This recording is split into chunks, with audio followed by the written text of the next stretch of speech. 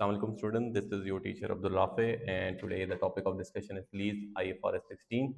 Okay, so lease is a contract where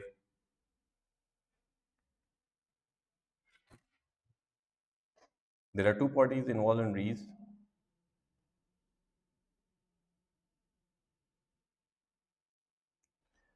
One is lessor and another one is lessee. Okay, in F7 we will only learn the accounting treatment for the lessee. Okay, lessor अब कौन सा होता है? Laser basically use होता है कि for example मेरे पास एक एसेट है, मैं जो हूँ लेसी को वो एसेट यूज करने के लिए देता हूँ, इन रिटर्न लेसी मुझे क्या करेगा? पेमेंट्स करेगा, कंसिडरेशन पे करेगा. सो लेसी बेसिस लेसर क्या होता है? Lessor will provide the lessee the right to use an asset for a specific period of time which is lease term. ठीक है, ये चीज इंपॉर्टेंट होती है. ठीक है, तो यहाँ पे क्योंकि हमारी अकाउंटिंग ट्रीटमेंट ही लेसी की है तो हम लोगों ने देखना है कि लेसी के पॉइंट ऑफ व्यू से we are an accountant of lessee तो हमने किस तरीके से रिकॉर्ड करना है. ठीक है, अब हम लोगों ने रिकॉर्ड क्या करना है for lessee? We have to record the right to use asset. Okay, for example मेरे पास ये एक एसेट है. ठीक है, मुझे जो है क्योंकि मैंने वो लेसर से एक एग्रीमेंट हुआ, एक कॉन्ट्रैक्ट हुआ जिसकी बेसिस पे मैंने उनको पेमेंट्स करनी है और मेरे पास इस एसेट को यूज करने का मैं उनसे राइट ले लेता हूँ. ठीक है, तो मैं अपने पास रिकॉर्ड करूंगा एसेट राइट टू यूज. ठीक है, right to use is an asset. Okay, basically होता क्या है? We have a right to use that asset for a specific period of time, और वो स्पेसिफिक पीरियड ऑफ टाइम क्या होता है? Lease term. जितना अर्थ हमारे पास होता है, आपने नॉर्मली सुना होगा ना कि लीज पे गाड़ी निकलवा लेते हैं बैंक से. ठीक है, आप लीज पे रेंट पे रह रहे होते हैं, दैट इज ऑल्सो लीज. ठीक है, तो लीज में आपने क्या करना होता है? Lessee initial recognition inception date पे जिस वक्त आपका कॉन्ट्रैक्ट हुआ है, you have to recognise right to use asset. Exactly, exactly यही होता है. ठीक है, तो लेसी क्या करेगा? इंसेप्शन डेट पे जिस दिन फर्स्ट डे होगा लीज का, ये कॉन्ट्रैक्ट हो गया, उस दिन अपने पास right to use asset record करेगा, डेबिट करेगा एसेट और क्रेडिट करेगा लीज ऑब्लिगेशन. ठीक है, so this lease obligation will be recorded as credit. Okay,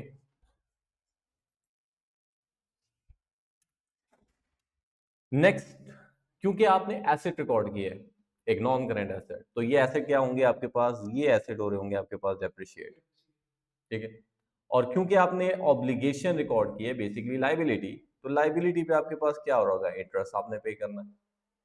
ठीक है, और जाहिर बात है लाइबिलिटी है तो आपने लाइबिलिटी को पे भी तो करना है, तो जब आप पेमेंट करेंगे तो आप क्या करेंगे? ये एंट्रीज रिकॉर्ड करेंगे, payment. Considered lease obligation. Okay, this is lease obligation, this is also lease obligation. Okay, so your lease obligation will be reduce. अच्छा, सबसे पहली बात, इंसेप्शन डेट पे दो एंट्रीज आपने की. बेसिकली एक जनरल एंट्री की, आपने डेबिट किया right to use asset, credit आपने किया लीज ऑब्लिगेशन. ये राइट टू यूज एसेट आपने डेप्रिशिएट करना है on lower of lease term या useful economic life, whichever is lower. For example इस एसेट की यूजफुल लाइफ है 20 साल, मैं आपको लीज पे दे रहा हूँ 5 साल के लिए, तो आपने यूजफुल डेप्रिशिएट किस पे करना है? 5 साल. उसके बाद तो आपका राइट खत्म हो जाएगा ना. ठीक है, तो आपने राइट टू यूज का एसेट को 5 साल तक यूज करना है, इसलिए 5 साल पे आप डेप्रिशिएट करेंगे. ठीक है, सेकंड चीज, लीज ऑब्लिगेशन में इंटरेस्ट होगा क्योंकि दिस इज अ लाइबिलिटी. ठीक है, और हम इस पे क्या कर रहे होंगे? इंटरेस्ट बुक कर रहे होंगे. तो interest expense debit, credit, lease obligation. ठीक है, नेक्स्ट आपके पास क्या होगा? जब आप पेमेंट कर रहे होंगे तो your liability will be reduce, तो आपका लीज ऑब्लिगेशन डेबिट होगा और क्रेडिट आपके पास क्या होगा? कैश होगा. सिंपल ये ट्रीटमेंट है. ठीक है, अब थोड़ा सा हम एक चीज पढ़ेंगे. Lessee have to recognize the right to use asset and lease obligation for all the liabilities. ठीक है, for all the lease unless lease is of short term or minimal value. आपने हर बार राइट टू यूज एसेट और Lesi record करना है, लेकिन पहले आपने ये चीज चेक करनी है कि लीज टर्म शॉर्ट टर्म ना हो. शॉर्ट टर्म मीन 1 ईयर की ना हो, या फिर अगर 1 ईयर की नहीं भी है, मिनिमल वैल्यू ना हो. अब मिनिमल वैल्यू क्या होता है? जैसे कि मोबाइल फोन्स हो गए, टैबलेट्स हो गए, these items are of minimum value nature. ठीक है, तो अगर या तो शॉर्ट टर्म भी नहीं है और मिनिमल वैल्यू भी नहीं है, तो आपने हर लीज के लिए लीज ऑब्लिगेशन और right to use asset record करना. क्लियर हो गया? Okay, clear? बस ये हमारी टोटल अकाउंट ट्रीटमेंट है जो कि अभी हम करेंगे, ठीक है? क्योंकि आप लोगों के एफआर के सिलेबस में लेसर की अकाउंटिंग ट्रीटमेंट नहीं है, इसलिए हम वो लोग नहीं देख रहे, ठीक है अभी?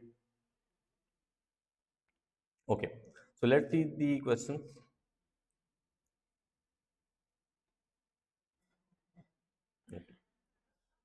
अच्छा, नॉर्मली जब होता है क्वेश्चन, आप जब करते थे, जिस वक्त भी हमने पढ़ा journal entries, we our focus is first on debit, we have to calculate the value of debit. यहाँ पे हम थोड़ा सा रिवर्स चलेंगे। यहाँ पे हमें सबसे पहले क्या करना होगा, लीज ऑब्लिगेशन की वैल्यू क्या रहेगी जी, क्योंकि आपका जो राइट टू यूज एसेट है वो उसी का प्लस माइनस होगा, ठीक है? अब लीज ऑब्लिगेशन कैलकुलेट करने के लिए सबसे पहले हमने क्या करना है, कुछ डेफिनेशन देख लें। लीज क्या होता है? A lease is a contract और a part of contract that conveys the right to use of an asset of underlying asset for a period of time in exchange for consideration. Period of time is lease term in exchange for consideration जो कि हमने पे करनी है. The lessor is that entity that provides the right to use an asset. Lesser right to use provide कर रहा है क्योंकि asset उसका है. He will allowing you to use that asset. Okay. Lessee is the entity that obtains the right of use of an underlying asset in exchange for consideration. Or right to use an asset is basically the right to use an asset for the lease term. Okay. अब एक और भी चीज होती है कि right to use में sometime the lesser में इम्पोज रिस्ट्रिक्शंस, ठीक है? फॉर एग्जांपल, आपको मैं एक व्हीकल यूज करने के लिए दे रहा हूँ, तो मैं आपको ये बोलूंगा कि यार ये एसेट उस एरिया में ना लेके जाना क्योंकि डेफिनेटली वो सेफ नहीं है। तो मैंने कुछ रिस्ट्रिक्शन इम्पोज किए हैं, ठीक है? लेकिन क्या उस रिस्ट्रिक्शन की वजह से आपका राइट टू यूज खत्म हो गया? ये तो आपके भी बेनिफिट के लिए, मेरे भी बेनिफिट। तो sometime there are restriction in right to use asset, but if that restrictions do not kill the spirit of the right to use, तो हम उसको रिस्ट्रिक्शन कंसिडर नहीं करते। वो तो दोनों की बेनिफिट्स के लिए होता है, ठीक है? लेकिन अगर मैं कह रहा हूँ कि मैं आपको लीज पैसे दे रहा हूँ, मैं कह रहा हूँ गाड़ी, नहीं गाड़ी चलानी नहीं है आपने, तो फिर तो इतनी रिस्ट्रिक्शन कि मैं उसको यूज ही नहीं कर सकता, ठीक है? तो फिर वो लीज ही नहीं होगी, ठीक है? तो राइट टू यूज में एसेट में हमने देखना है कि we have the right to use that asset. Restrictions तो हैं लेकिन हम फिर भी बेनिफिट ले सकते हैं उससे, ठीक है? अच्छा, लेसी अकाउंटिंग में मैंने आपको बता दिया कि क्या था, इनिशियल लाइबिलिटी करनी है अनलेस शॉर्ट टर्म और मिनिमल वैल्यू, ठीक है? ओके, तो initially we have to recognise the lease obligation and right to use. और सबसे पहला काम ये है कि हमने लीज ऑब्लिगेशन की वैल्यू डिटरमिन करनी है। राइट टू यूज उसी का प्लस माइनस होगा, कैसे होगा वो भी अभी हम डिस्कस करते हैं। So initially measure at present value of the lease obligation. के present value, why present value? Because after 1 year तक जो भी पेमेंट जा रही है, time it will should be discounted. अब उसमें होता क्या, it could be a fix payment, it could be amount that is expected to be payable under residual value guarantee, ठीक है? ये भी हम डिस्कस करते हैं। Option to purchase that are reasonably certain to exercise, termination penalty if the lease reflect the expectation that it will be occur, ठीक है? There are some variable payments, ठीक है, लेकिन इस लेवल पे वेरिएबल पेमेंट्स को नहीं इंक्लूड किया। सो फिक्स पेमेंट, हम एक एनुअल फिक्स रेंटल्स पे कर लेते हैं या मंथली कर लेते हैं, उसको हमने पे करना है, ठीक है? Then residual value guarantee. What is this amount? Residual value guarantee. This is the amount, or basically the lessor is providing you the guarantee that at the end of the lease term, the asset is of this minimal value. वो कहता है कि यार मैं आपको guarantee देता हूँ कि लीज टर्म के बाद एसेट इतना तो आपको रेजिडुअल वैल्यू दे ही देगा, ये लेसर प्रोवाइड कर रहा है, ठीक है? ऑप्शन टू परचेज, अगर आपको लगता है कि eight the and possession charges पे करने के बाद अगर आप ट्रांसफर कर देते हैं, that is also be a part of liability, ठीक है? क्योंकि आपने देखा होगा लीज में आपके पास क्या होता है, we have an, if sometime let's have an option to purchase their asset by paying the, होता है ट्रांसफर फीस होती है एंड में, वो कर लें अपने नाम करवा लें, ठीक है? और अगर टर्मिनेशन पेनल्टीज, अगर आपको लगता है कि कॉन्ट्रैक्ट है दो पार्टीज में और उसमें वो कह रहे हैं कि अगर आप टर्मिनेट करेंगे इस टाइम से पीरियड, यू हैव टू पे दी पेनल्टीज, तो अगर आपको लगता है कि वो आप पे पड़ जाएंगी तो उसको भी अकाउंट फॉर करें, उसको भी आप अपनी वैल्यू में रिकॉग्नाइज करें कि आपको लगता है ना, क्योंकि आप पे पड़ेगी, क्योंकि आप कोई ऐसा काम करेंगे तो आपको पता तो होगा आपके इंटेंशंस क्या हैं, ठीक है? बाद में अगर कुछ होता है कि आपकी इंटेंशन नहीं थी, बाद में होगी, तो वो बाद में एडजस्ट होती है, ऑल्दो इट्स एन एस्टिमेट, ठीक है? और एस्टिमेट हमने देखा था ये सेट में प्रोस्पेक्टिव इफेक्ट होता है, उसका रेट्रोस्पेक्टिव इफेक्ट नहीं है। Okay, so fixed amount expected to be pay under residual value guarantee, ये लेसर प्रोवाइड कर रहा है गारंटी, ठीक है। ऑप्शन टू परचेज और टर्मिनेशन पेनल्टीज, ओके, यहाँ पे रेजिडुअल वैल्यू गारंटी बताया भी है, when the lessee guarantees that the underlying asset at the end of the lease term will not be worth less than the present amount. तो lessee को guarantee provide करी है, provide करने वाला lessor है। The discount rate should be applied in, और the rate implicit rate of होना चाहिए interest, if can not be determine तो इंक्रीमेंटल बोरिंग रेट, ठीक है। जो भी मार्केट रेट चल रहा होगा बैंकिंग उसमें जो हो रहा होगा बोरो करने में, तो उसको हम यूज करेंगे, ठीक है। At this stage, because this is not the finance subject, this is reporting, these either implicit or incremental borrowing rate, this will be provided to you, there is no need to calculate the rate, वो finance में हम करते हैं, ठीक है। इधर हमें given होगा। Okay, right to use asset क्या होगा, द अमाउंट डिटर्मिन्ड अबव, तो ये जो हमने लीज लाइबिलिटी कैलकुलेट की है ना, ये ही होगा, और इसी का प्लस माइनस हो सकता है। फॉर एग्जांपल मैंने आपसे कहा जैसे डाउन पेमेंट होती है, डाउन पेमेंट मैंने कर दी, अब डाउन पेमेंट मेरी लाइबिलिटी में तो नहीं आ रही ना, क्योंकि वो तो मैं तो कर चुका हूँ, लाइबिलिटी वो है which we I have to pay. अब डाउन पेमेंट तो मैं कर चुका हूँ तो वो लाइबिलिटी में नहीं आ रही, लेकिन वो मेरे एसेट में तो आएगी ना। तो वो इनिशियल डायरेक्ट कॉस्ट, जैसे कि आपने IAS 16 में पढ़ा था, कुछ डायरेक्टली एट्रीब्यूटेबल कॉस्ट थी जो कि हम ऐड करते हैं, वो भी कैपिटलाइज होगी, तो वो IAS 16 का रूल फॉलो करेंगे। लेकिन बेस फिगर क्या होगी, जो हमने लाइबिलिटी कैलकुलेट की होगी वो बेस फिगर होगी, उसी में प्लस माइनस होता रहेगा, राइट टू यूज एसेट, ठीक है। तो initial cost of the right of asset comprise of amount of liability measured above, ठीक है, वो जो हमने देखी है।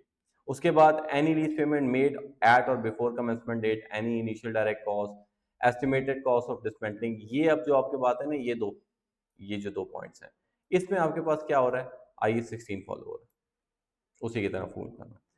Any incentive payment received by the lessee are deducted from the initial value of right to use asset, ठीक है। तो ये जो बात कर रहा था मेजरमेंट ऑफ लीज एबिलिटी ये उन्होंने अपने माइनस कर देंगे कि कर देंगे, बिल्कुल, हमने जो पे करना है एक अमाउंट आएगी, उसी में प्लस माइनस करना है, ठीक है। Okay, lease term, what is the lease term, to calculate initial value of the lease liability, the right of use asset, the lessee must consider the length of the lease term. अच्छा, the lease term comprise of non-cancelable period, this is one thing, ठीक है। Next, period covered by an option to extend if reasonably certain to be exercised, this is second point. Or period covered by an option to terminate if the lease, if these are reasonably certain not to be exercised. तो इससे आपको क्या लगता है, क्या हो सकता है, कुछ आइडिया आता है इसको पढ़ने के बाद?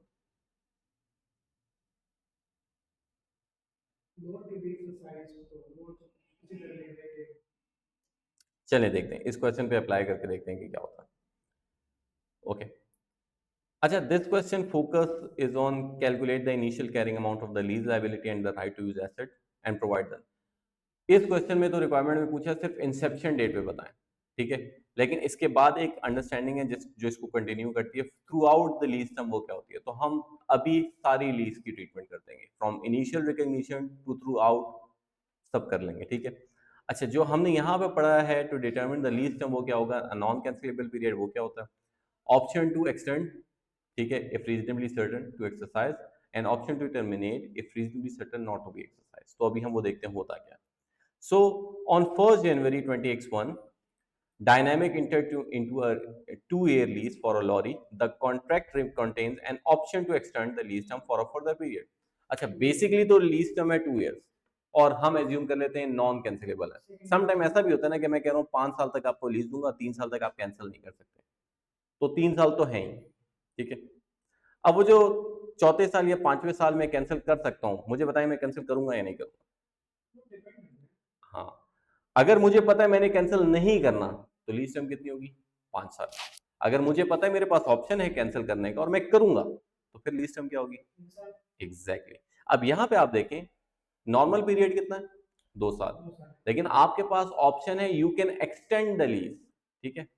अब मुझे बताएं आप उसको एक्सरसाइज करेंगे या नहीं करेंगे? अगर आपको लगता है आपने करना है तो लीज टर्म कितना होगा, 3 साल।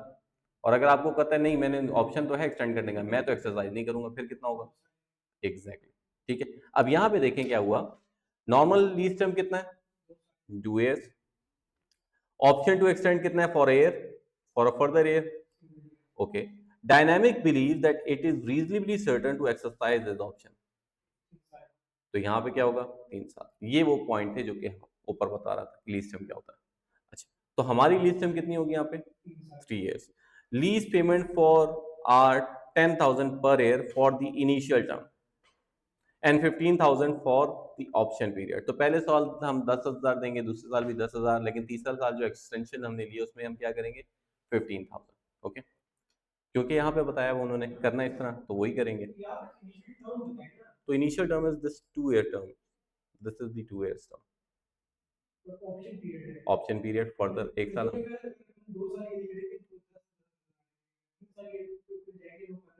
नहीं नहीं, उसने ये बताया lease payments are 10,000 per year for the initial term and 15,000 per year for the option period. तो ऑप्शन पीरियड की बात की उसने, जो 1 year है जी, जो हमने ऑप्शन पीरियड अवेल किया उसी पे 15 साल देंगे। हमें एक ही साल ऊपर जा सकते हैं क्योंकि एक ही साल एक्सटेंड हो सकता है। All payments are due at the end of the year. तो पहले साल के एंड में हमने 10,000 पे करना है, तो उस पर time value of money effect, time value of money apply होगा। दूसरे साल पे जो हमने करना है उस पर होगा, एंड में होगा। तीसरे साल के एंड में हमने पे करना है उस पर भी होगा। अच्छा, व्हाट इफ कि मैंने एडवांस पे पेमेंट्स करनी होती है, तो पहली पेमेंट 10,000 में आज करता। एग्जैक्टली, ठीक है। तो ये चीज, all payments are due at the end of year to obtain the lease dynamic incur initial direct cost of 3,000. The interest rate within the lease is not readily determinable. Dynamic incremental borrowing rate is 5%, right? तो ये आपके पास है। अब हम देखते हैं, सबसे पहला काम ये है कि हम लोगों ने लाइबिलिटी इसकी कैलकुलेट करनी है, ठीक है। तो first thing is to calculate the liability, और नेक्स्ट उसके बाद हमने क्या करना है, एसेट पे आना है। तो लाइबिलिटी हमारी क्या होती है, amount expected to be payable, ठीक है, ऐसे ही है। अच्छा, क्वेश्चन में कहा था फर्स्ट 2 years में हमने क्या करना है, नॉर्मल पेमेंट 10,000 और ऑप्शन पीरियड में हमने 15,000 पे करना है, और इंटरेस्ट रेट हमारा कितना है क्वेश्चन में 5% है। तो we will you be using this 5% to discount. Okay, so हमारे पास फर्स्ट ईयर में 10,000, सेकेंड ईयर में 10,000 और थर्ड ईयर में 15,000। So this is the present value, this is your lease obligation. Lease obligation 3 सालों में पे तो हमने करनी है तकरीबन 10 और 35, लेकिन उसकी प्रेजेंट वैल्यू कितनी बनती है आज के दिन 31,551। हाँ, दिस इज द फॉर्मूला जिसकी बेसिस पे आपने ये निकाला है, ठीक है। तो हमारी लीज ऑब्लिगेशन हुई 31,550 और डेबिट हमने उसी से किया 31,550। जितने की लीज ऑब्लिगेशन उतने का ही एसेट, ठीक है। अब एक और भी चीज, we have also paid an initial direct cost for asset which is 3,000। ये तो हमने पे की है, तो इसका मतलब ये लाइबिलिटी में नहीं आएगी लेकिन एसेट की कॉस्ट में तो आएगी। सो हम डेबिट करेंगे 3,000 से राइट टू यूज, क्रेडिट करेंगे हम कैश। यहाँ तक क्लियर हो गया। अच्छा, अब हम अगर देखें तो हमारा टोटल एसेट कितने पे आ रहा है 34,134,550। ओके, तो सबसे पहले हम एसेट को रिकॉर्ड कर लेते हैं। अच्छा, फर्स्ट क्वेश्चन की जो रिक्वायरमेंट थी वो बस यहाँ तक थी, लेकिन मैंने हम अभी डिस्कस किया कि हम थ्रू आउट देखेंगे, through out the lease term इसको किस तरीके से रिजॉल्व करना है वो अभी हम करेंगे। तो हमारा एसेट जो है रहा है वो हो रहा है 34,550, ऐसे ही ये हमने एसेट रिकॉर्ड किया और इसको कितने अर्ब से पे डेप्रिशिएट करना है, लीज टर्म और यूजफुल लाइफ। यहाँ पे क्वेश्चन में लीज टर्म ही गिवन है तो हमने उस पर करना है 3 years पे। तो उसकी डेप्रिसिएशन कितनी आती है 1156, नेक्स्ट ईयर भी 11,516 और लास्ट ईयर आपके पास -11,517।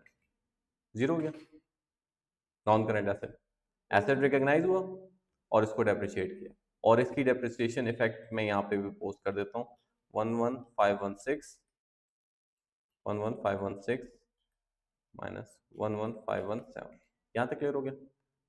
वो जो दो एंट्रीज थी ना, वो हमारे पास टाइम ऑफ परचेज के लिए हमने एसेट की वो स्टैम्प की, बिल्कुल ऐसे। तो ये हो गई, उसके बाद एसेट आया, अब मैं 3 साल तक उसको डेप्रिशिएट कर देता हूँ, ठीक है। अच्छा, अब आते हैं लाइबिलिटी पे।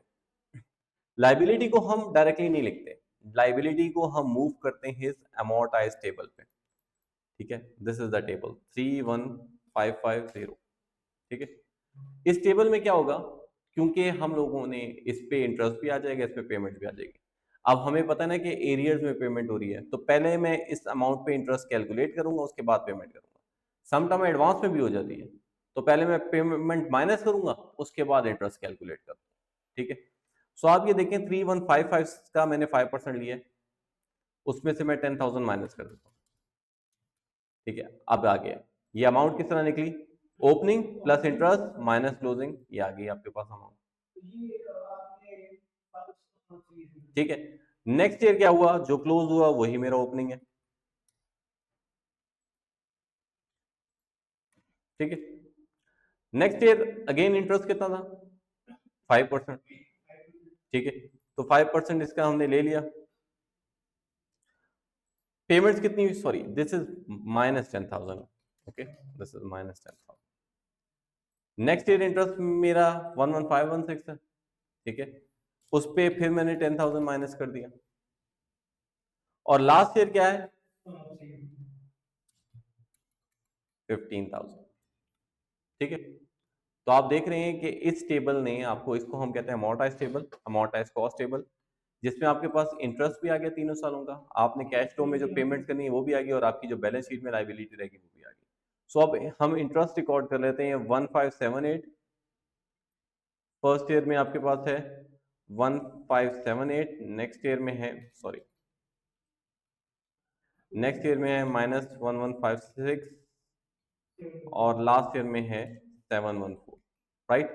अच्छा जी, अब आ जाते हैं बैलेंस शीट में। बैलेंस शीट में ईयर एंड में लाइबिलिटी कितनी है 23128, ओके।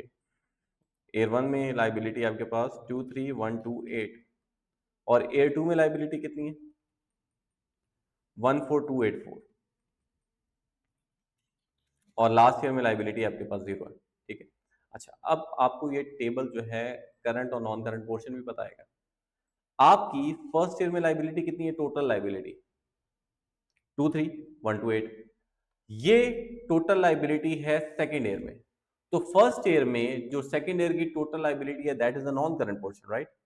तो इन दोनों का डिफरेंस क्या होगा, करंट, ठीक है। तो अगर ये मेरे पहले साल की टोटल लाइबिलिटी है, ये मेरे दूसरे साल की टोटल लाइबिलिटी है, तो पहले साल के में ये मेरे लिए नॉन करंट है, तो इसको मैं यहाँ पे लिख देता हूँ 14284। तो जो डिफरेंस होगा वो मेरे पास क्या होगा, करंट लाइबिलिटी, ठीक है। ये बस डिफरेंस, दोनों का डिफरेंस ये देखें। अगर आप फर्स्ट ईयर में खड़े हैं, this is total liability and this is your non current liability for first year, तो इन दोनों का डिफरेंस क्या, ठीक है। ये आपके पास टोटल लीज में था कि लीज नहीं में यही करना है आपने, ठीक है। अनलेस शॉर्ट टर्म और मिनिमल वैल्यू, ठीक है। इसमें ये हो सकता है आप एडवांस में पेमेंट कर लें, लेकिन for that we have to modify this table only, ठीक है, और ज्यादा हमने कुछ भी नहीं करना, ठीक है। Okay, so let's have a look on the next question.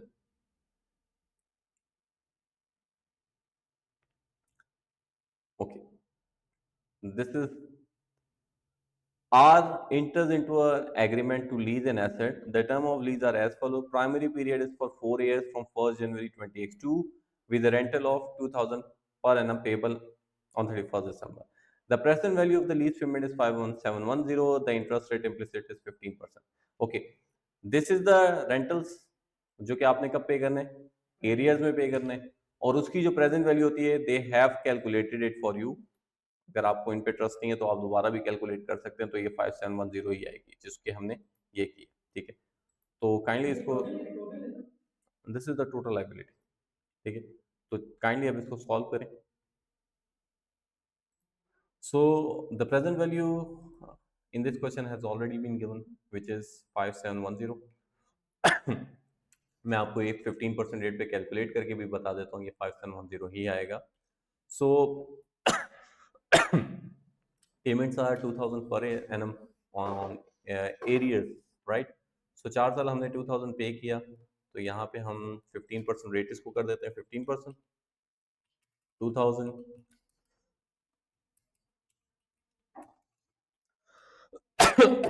Okay. तो formula is NPV, interest rate is 15%, और जो वैल्यूज हैं आपके पास वो हैं, तो आप देख रहे हैं 5710 ही आ रही है, ठीक है, okay. This is your present value. इससे ही आपने 5710 आपने एसेट रिकॉर्ड किया और इसी से 5710 लाइबिलिटी रिकॉर्ड की। ठीक है, सबसे पहले हम एसेट को देख लेते हैं। ठीक, उसको डील कर लेते हैं एसेट को, उसके बाद लाइबिलिटीज में आएंगे। सो 5710, this is your assets and divided by 4, तो आपके पास डेप्रिसिएशन आ रही है 1427। ओके, नेक्स्ट ईयर आपके पास -1427। लास्ट ईयर में आप -1428, और फिर आप लास्ट ईयर में कर दें -1428। So this is your 4 years, right.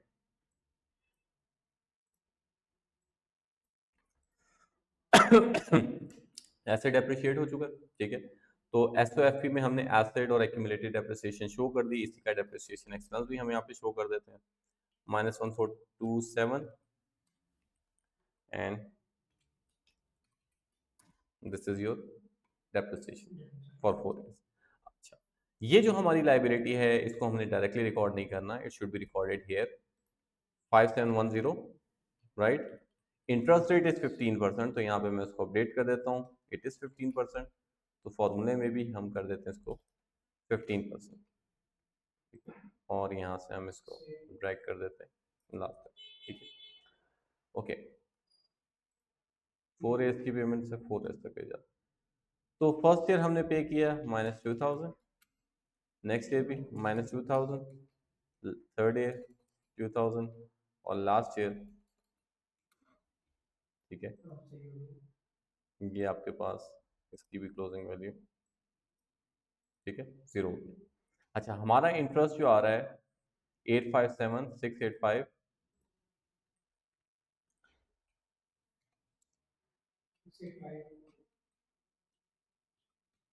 487 ये हमारा इंटरेस्ट हो गया। लाइबिलिटीज हमारे पास क्या है 4567, 4567। नेक्स्ट ईयर हमारे पास 3 लाइबिलिटी 3251 1739। अच्छा जी, इसमें से करंट पोर्शन और नॉन करंट पोर्शन हम कैसे स्प्लिट करेंगे? अगर ये हमारी टोटल लाइबिलिटी है फर्स्ट ईयर में और ये फर्स्ट ईयर के लिए नॉन करंट लाइबिलिटी है, तो इन दोनों का डिफरेंस 3251 नॉन करंट हो गया, 1739 नॉन करंट हो गया, तो आपके पास ये सो ये आपके पास सॉल्व हो गया क्वेश्चन, ठीक है, सिंपल। ओके, नेक्स्ट क्वेश्चन देखते हैं।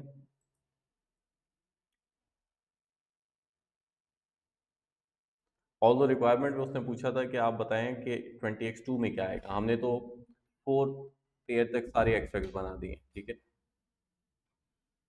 Okay, test your understanding to Dynamic, ये हम लोगों ने कंटिन्यू कर ली थी, that is for this illustration, ये हम कर चुके हैं कंप्लीट, ठीक है। नेक्स्ट आपके पास है this is low value asset. Low value asset में हमने क्या करना है, लो वैल्यू को हमने नॉर्मली इस तरीके से ट्रीट नहीं करना। जी जी, या तो लो वैल्यू हो, या अगर लो वैल्यू नहीं हो तो minimum short term, short term 1 साल या 12 महीने का, ठीक है। तो हम उसकी लीज ऑब्लिगेशन वगैरह रिकॉर्ड नहीं करते, हम क्या करते हैं उसको रेंटल एक्सपेंस की तरह कर देते हैं। जैसे आप अगर किराए के घर पे रहें, नॉर्मली 1 साल का कॉन्ट्रैक्ट होता है ना, तो उसको आप क्या कहते हैं, रेंट एक्सपेंस। अब इस रेंट एक्सपेंस को आपने स्ट्रेट लाइन मेथड के अकॉर्डिंगली स्प्रेड करना है, ठीक है। कैसे करना है वो भी हम देखते हैं, ठीक है। On 1st April, T acquires a telephone for its sales force under 2 year lease agreement। अच्छा, ये वैसे शॉर्ट टर्म तो नहीं है, लेकिन because telephone are minimal value nature item, तो हम उसको मिनिमल वैल्यू में कंसिडर कर लेते हैं। The term of the lease require an initial payment of 2000 followed by two payments of 8000 each on 31st March 20x7 and 20x8। तो 2 साल के लिए हमने रेंट देखना है इसका क्या होगा। अब हमने रेंट कैलकुलेट किस तरीके से करना है, रेंट हमने कैलकुलेट करना है कि टोटल पेमेंट हम कितनी कर रहे हैं। हम उसको पे कर रहे हैं 2000, हम उसको 8000 पे कर रहे हैं, फिर हम उसको 8000 पे कर रहे हैं, तो ये हमारी टोटल पेमेंट है जो कि है 18000, राइट। तो इसको हमने 2 ईयर्स पे डिवाइड कर देना है स्ट्रेट लाइन मेथड की बेसिस पे। तो हम लोगों ने पर ईयर रेंटल निकाल लिया जो कि कितना हो गया 9000, ठीक है, या ये एडवांस में हमने पे, टोटल पेमेंट पे, तो वो जो एडवांस पे किया वो भी हमारा इसमें आ रहा है कैलकुलेशन में, ताकि हमें पता चले टोटल रेंटल हमने पे कितना किया। टोटल रेंटल 2 सालों में हमने 18,000 पे किया है, पर ए रेंट कितना बनता है? 9,000। इसी के हिसाब से देखना है, ठीक है, फिर से देख लें। ये आपने इनिशियल पेमेंट की, फिर आपने दो पेमेंट्स की 8,000 की, तो टोटल आपने कितना पे किया? 18,000। लीज टर्म कितना है? 2 साल। 18 डिवाइड बाई 2, 9,000। ठीक है, अब आपने देखना है एडवांस और प्री पेमेंट्स वाला कॉन्सेप्ट यहाँ पे अप्लाई करना है। ठीक है, रेंट एक्सपेंस बनता कितना था आपका फर्स्ट ईयर में? 9,000। पे कितना किया फर्स्ट ईयर में? और 8,000। तो हमारे पास क्रेडिट कैश हो रहा है ईयर 1 में, क्रेडिट कैश हो रहा है 10,000 से। ठीक है, जिसमें से डेबिट हमारा रेंट होना चाहिए कितने से? 9 से। तो ये जो डेबिट हो रहा है प्री पेड एक्सपेंस हो रहा है 1 से। नेक्स्ट ईयर क्या हुआ? क्रेडिट हुआ कैश, कितना हमने पे किया नेक्स्ट ईयर? 8,000। डेबिट रेंट कितने से करना है हमने? 9 से। तो क्रेडिट किसको करना है? प्रीपेड को। तो यहाँ पे हमने प्रीपेड और एक्रूड का कॉन्सेप्ट अप्लाई करना। ठीक है, जो हमने एडवांस पे कर दिया दैट इज आवर एसेट, और जो हमने नहीं पे किया वो हमारे एक्रूड एक्सपेंस की तरह होगा, वो भी टाइम होता है। ठीक है, तो ये आपके पास सिंपल ट्रीटमेंट है रेंट की तरह है, जैसे आप रेंट पे घर लेते हैं तो उसी तरीके से आपने रिकॉर्ड करना है। ठीक है, क्लियर हो गया? अच्छा, यहाँ पे एक चीज, क्योंकि ईयर एंड्स को फॉलो करना है, ये तो मैंने कंप्लीट ईयर की बात की। यहाँ पे आपके पास ईयर एंड है, देखें 31 मार्च, राइट? सॉरी, ईयर एंड है आपके पास 31 दिसंबर। ठीक है, this is not your year and. और आपने 1 अप्रैल 26 में वो किया, तो अप्रैल टू 6 9 मंथ बनते हैं, तो 9 मंथ का आपका क्या बनेगा उसमें हम देखते हैं। तो अब अगर मैं उसकी बेसिस पे करूं तो हमारे पास पेमेंट कितनी की और वो कितना की, अब बात करते हैं। पेमेंट पहले कब हो रही है? 31 मार्च। टोटल सवाल ही चेंज हो गया, इसका सोल्यूशन चेंज हो गया। तो हमारा कैश अभी हुआ है सिर्फ 2,000 का, ऐसे ही है, क्योंकि पेमेंट तो हम कब करेंगे? इस दिन। ईयर एंड क्या है, यानी ये 3 महीने बाद होगी। डेबिट एक्सपेंस कितना हुआ हमारा? अगर ये 9,000 पूरे साल का है तो 9 मंथ का कितना होगा? 6,750, राइट? तो डेबिट रेंट एक्सपेंस होगा हमारे पास 6,750 का, और क्रेडिट क्या होगा? एक्रूड एक्सपेंस, वो होगा 4,750। ठीक है, ये आपके पास क्लियर है? बैलेंस में फिगर, तो ये आपके पास जा रहा है। रेंट आपने इनकम स्टेटमेंट में कितना बुक किया? 6,750। बैलेंस शीट में आपके पास 4,750 की लाइबिलिटी आ रही हो, क्योंकि ये आपकी लाइबिलिटी बनती थी, आपने पे नहीं किया, वो आप पे कर दीजिएगा। ठीक है, क्लियर है? Mid year entry into a lease. अब हम यहाँ पे ये भी कर सकते हैं मिड ईयर में, या अगर हमने मिड ईयर में पेमेंट की है वो भी स्प्लिट कर सकते हैं। अमोर्टाइज टेबल मॉडिफाई हो सकता है एज पर योर नीड। ठीक है, अब चलें इसको मैं यहाँ पे ही बता देता हूँ कि किस तरीके से सॉल्व हो रहा है। So illustration is prepare the extract of financial statement. The year end is 31st March 2018. This is important year. Lease कब start हुई है वो भी हम देखेंगे। Entered into an agreement of lease an item of land on 1st October 2018,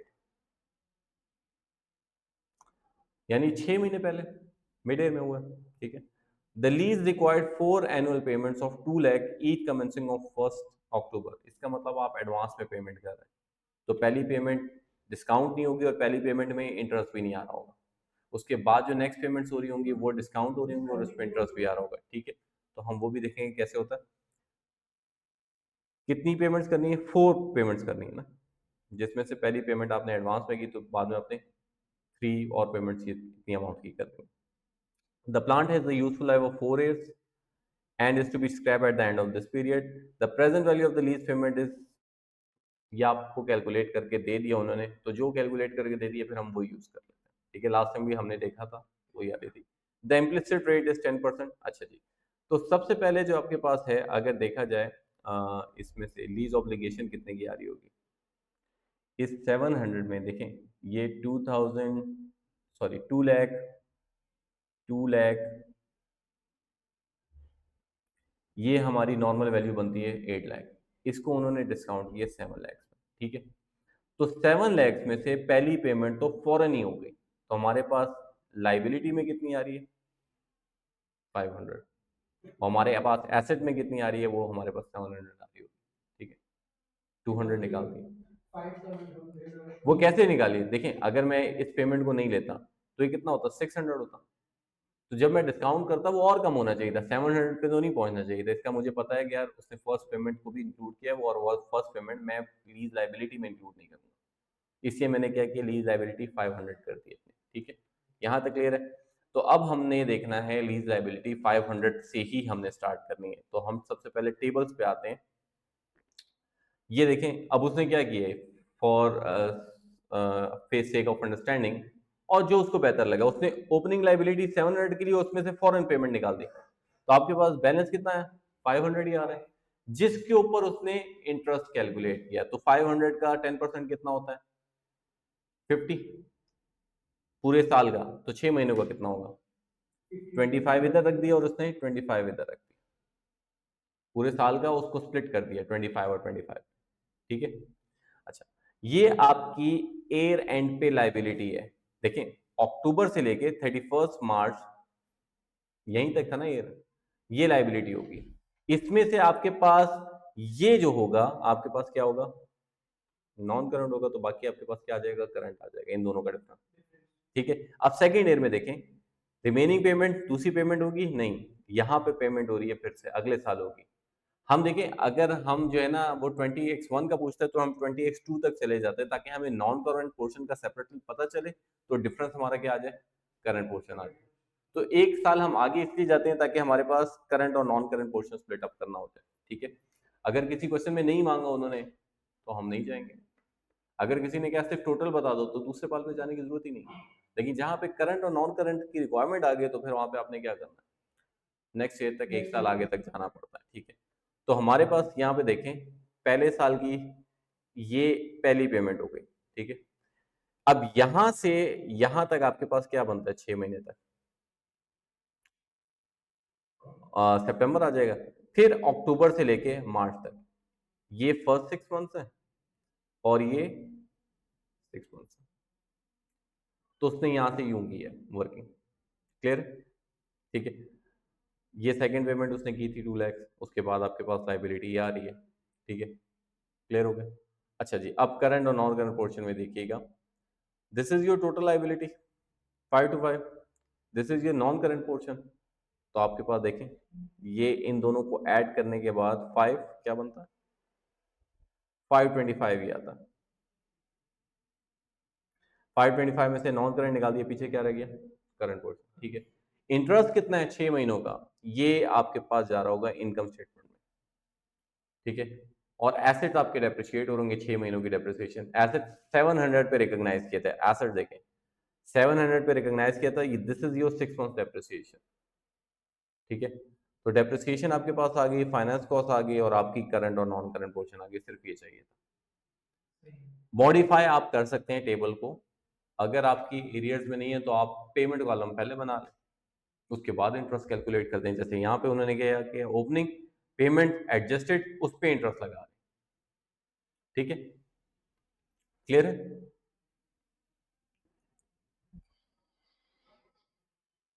okay, sale and lease back,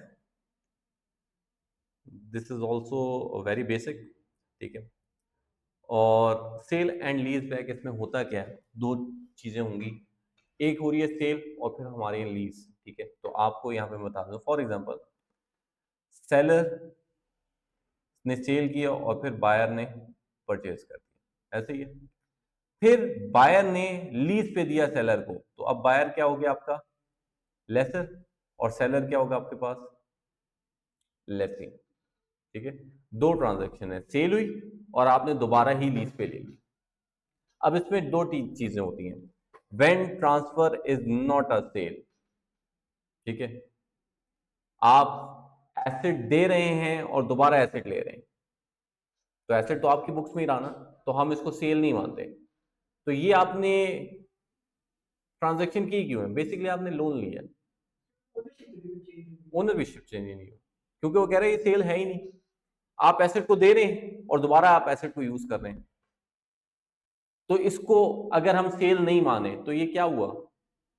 आपने loan लिया है, सिंपल। ठीक है, एसेट को डी रिकग्नाइज करके दोबारा रिकग्नाइज करें और आपके पास पैसे आ गए, तो आप इसको क्या करेंगे? सिंपल लोन की तरह ट्रीट करेंगे। आपने क्या करना है? ये एक फाइनेंशियल इंस्ट्रूमेंट की तरह डील होगा,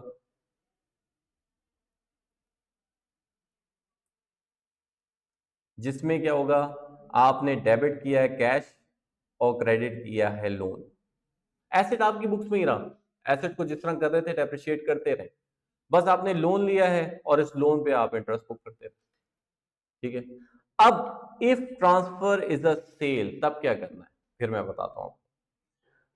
अगर ट्रांसफर सेल है, होता यही है कि ट्रांजैक्शन का मोटिव यही होगा, लेकिन कहीं पे हम इसको सेल कंसिडर कर लेते हैं, कहीं पे हम नहीं मानते। ठीक है, अगर हम इसको सेल कंसिडर कर देते हैं तो हमने सेल को रिकॉर्ड करना। ठीक है, तो हम लोगों ने, मैं फिर से बता देता हूँ ये किस तरीके से होगा। आप सेलर हैं और दूसरा बायर है, और ये फिर क्या हो जाएगा? लेसर, और ये आप क्या हो जाओगे? लेसी। आपने इसको सेल किया और दोबारा क्या ले दिया? लीज पे, और हम इसको अब कंसिडर करते हैं कि ये सेल है, तो हम क्या करेंगे? सबसे कैसे रिकॉर्ड करेंगे? डेबिट कर देंगे कैश और क्रेडिट कर देंगे नॉन करंट एसेट। ठीक है, अब क्योंकि आप ही लेसी हो, तो लेसी क्या करता है? लेसी करता है डेबिट, राइट टू यूज, और क्रेडिट क्या करता है? लीज ऑब्लिगेशन, यही करता है। अच्छा, अब अगर डेबिट साइड और क्रेडिट साइड मैच नहीं हो रही, तो जो बैलेंसिंग फिगर आएगा that will be of profit और लॉस। ठीक है, तो यहाँ पे या तो प्रॉफिट भी आ सकता है या फिर लॉस भी आ सकता है, ये बैलेंसिंग फिगर होगा। क्लियर है? अच्छा, जहां पे transfer is not a sale, कुछ भी ना लीज आ रही है ना सेल आ रही है, ना ये फॉरेस्ट 15 है उसमें, ना ये फॉरेस्ट 16 है, सिंपल क्या है? लोन है। जहां पे आपके पास ये आ रहा है तो आपने उसको सेल बुक करना है, उसके बाद आपने दोबारा क्या करना है? लीजेस पे लेना है। तो कुछ इस तरीके से होगी, मैं आपको यहाँ पे एक्सेल में शो भी करता हूं कि क्या होगा। देखिए, दिस ब्लू लाइन या blue colour represent the sales transaction. Debit cash हुआ, क्रेडिट नॉन करंट एसेट हो गया। ठीक है, विथ कैरिंग अमाउंट। अच्छा, फिर आपने लीज पे भी लिया, चले आपने सेल तो बुक कर लिया, लेकिन उसी वक्त लीज भी तो वही है, तो लीज के लिए आपने क्या किया होता है? Debit right to use, credit lease obligation. अब अगर डेबिट और क्रेडिट साइड इक्वल नहीं है, तो ये जो बैलेंसिंग फिगर है ये क्या हो जाएगा? प्रॉफिट या लॉस आ जाएगा। ये प्रॉफिट और लॉस उसके लिए है, लेसी के लिए, सेलर के लिए, जिसने सेलर की उसी के लिए, उसी के लिए। ये सेल लेसी की ट्रीटमेंट है, लेसर। हाँ, सेलर ही लेसी है और बायर क्या? लेसर। ठीक है, और लेसर के लिए क्या होगा? क्योंकि ट्रांसफर लीज था, उसने एसेट को रिकॉग्नाइज किया, हाँ एसेट परचेज किया, तो ये देखिए ना, परचेज की एंट्री होगी। बाद में उसने रेंट पे दे दिया, तो उसके लिए क्या आ रहा है? Credit rent, debit cash, credit accrual. ठीक है, क्लियर है? अच्छा, एक चीज यहाँ पे भी हम डिस्कस करते हैं विच क्वेश्चन, कि वो क्या इंपॉर्टेंट पॉइंट है। Okay, this is the question. On 1st January 2024, Planck sell an item of plant and equipment to Fume for its fair value of 1 million. ठीक है, the equipment had a carrying amount of 800 prior to sale. The sale represents satisfaction of performance in accordance with IFRS 15. अच्छा, ये transaction हुई, अगर वो कहते हैं हम इसको सेल नहीं मानते, तो हमने क्या करना था? हमने कहना था ठीक है, लीज भी नहीं है, सेल भी नहीं है, सिंपल लोन लिया हमने। कितने का लोन लिया? 1 मिलियन। लेकिन यहाँ पे वो क्या कह रहे हैं? हम इसको सेल मानते हैं, चले हम कंसिडर कर लेते हैं। अब क्या करना है? हमने सेल को रिकॉर्ड करना है और हमने फिर लीज को रिकॉर्ड करना है। ठीक है, तो सबसे पहले तो हम सेल को रिकॉर्ड करते हैं। अच्छा, मुझे कैश कितना मिला? 1 मिलियन। मेरे एसेट की वैल्यू कितनी थी? 800। Debit cash credit non current asset हो गया। अभी गेन तो आएगा, वो जो कंप्लीट करेंगे तब आएगा गेन और लॉस। ठीक है, अच्छा, फिर उसके बाद क्या है? अब मैं दोबारा से लीज पे ले रहा हूँ एसेट। ठीक है, और क्या है? Annual payments are 200 and are due at the end of each year, the interest rate is implicit. तो मेरे पास ये पेमेंट्स हैं, मेरे पास इंटरेस्ट रेट भी है, तो मुझे लीज ऑब्लिगेशन मालूम करनी है, ठीक है। और यहाँ पे उन्होंने लीज ऑब्लिगेशन निकाल के दे दी है, अगर हम फाइंड आउट भी करते हैं तो भी यही आती है। तो लीज ऑब्लिगेशन को हमने क्या किया, रिकॉर्ड कर दिया 650, ठीक है, क्लियर है। अभी नॉर्मली हम क्या करते हैं, जितने के लीज ऑब्लिगेशन है उतने के राइट टू यूज एसेट है, क्योंकि और कोई वेरिएबल था नहीं ना। अब इसमें थोड़ा सा मसला ये है कि देखिए, एसेट जब पुराने पे था, ये पुरानी वैल्यू भी है, कैरिंग अमाउंट, जितने पे मैंने बेचा ये फेयर वैल्यू भी है, और ये लीज ऑब्लिगेशन है। इन तीनों में से मैं कौन सी चूज करूं, क्योंकि तीनों पे रिकॉर्ड हो सकता है एसेट। इसमें लो नहीं, लोअर ऑफ तो आपका क्राइटेरिया होता है उस पे लीज टर्म के लिए, इस पे नहीं है। अब देखें, अभी तक हम क्या कर रहे थे, लीज ऑब्लिगेशन का ही प्लस माइनस आरटीयू होगा, ठीक है। चलें, उस वक्त क्योंकि कैरिंग अमाउंट भी नहीं थी और फेयर वैल्यू भी नहीं थी, इसमें तो कैरिंग अमाउंट भी है, फेयर वैल्यू भी है, किसको लूं, इन तीनों को क्यों ना लें, ठीक है। तो राइट टू यूज कैलकुलेट करने का फॉर्मूला है जिसमें हम इन तीनों को एकोमोडेट कर रहे हैं, अकाउंट फॉर कर रहे हैं। Carrying value into net present value divide by fair value, ठीक है। तो ये राइट टू यूज है is equal to carrying amount कितनी थी 800 मल्टीप्लाई बाय लीज ऑब्लिगेशन वो कितनी थी 650 डिवाइडेड बाय 1000। तो इस तरीके से आरटीयूज आ गया, क्योंकि यहाँ पे तीनों फैक्टर्स का पर्पस क्या था, पर्पस मैंने अभी आपको बताया, नॉर्मली लीज ऑब्लिगेशन पे होता है, कैरिंग अमाउंट पे होता है, फेयर वैल्यू पे होता है, यहाँ पे तो तीनों है, तो तीनों को लेना, ठीक है। अब आप देखें कि आपकी डेबिट साइड हो रही है 1520 की, लेकिन क्रेडिट साइड कितने की है 1520 की नहीं है, तो बैलेंसिंग फिगर आपके पास आ रहा है 1520 minus 800 minus 650, this is your gain. अगर कैलकुलेट भी करना चाहते हैं गेन को, ये फॉर्मूला गिवन है, इसको यूज कर लें, गेन आ जाएगा आपके पास, लेकिन बेहतर ये आप बैलेंसिंग फिगर यूज कर लें, क्लियर है। This is your sale and lease back when transfer is a sale. When transfer is not a sale, ये है लेसी क्या करेगा, debit cash credit loan, lessor क्या करेगा, debit investment credit cash.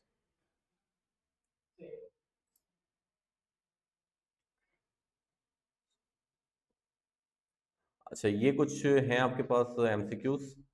Over what period time should the computer and machine be depreciated? An entity leases a computer with legal title of the asset passing after 2 years.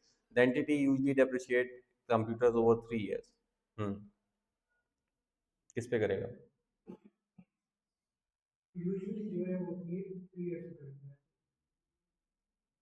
एक minute आगे बढ़ रहे हैं। The entity also leases the machinery for 7 years, but legal title does not pass to the entity at the end of the agreement. The entity usually depreciate the machine over 10 years.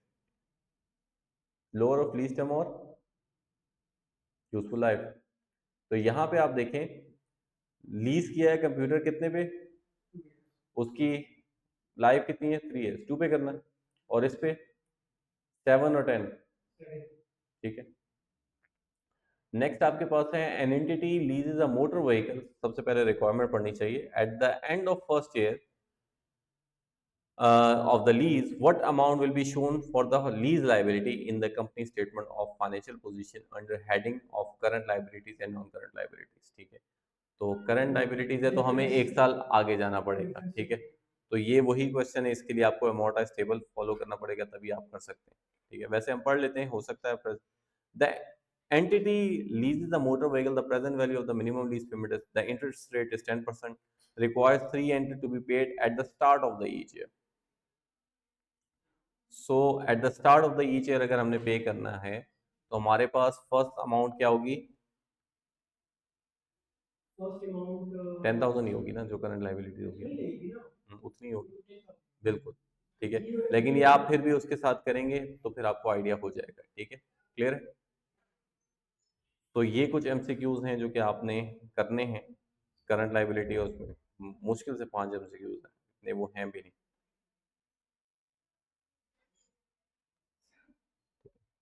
सो आपके पास ये answer भी हो गया। Asset should be depreciated over lease term. How the ownership transfer at the end, so the computer will depreciate for 3 years. अच्छा, वो 3 years है क्योंकि ownership transfer हो रही थी, ठीक है। बाकी आपके पास करंट पोर्शन और नॉन करंट पोर्शन इसमें आ गया, ये आपको थोड़ा सा सॉल्व करना पड़ेगा, और अगर एक्सेल है तो it will be very easy.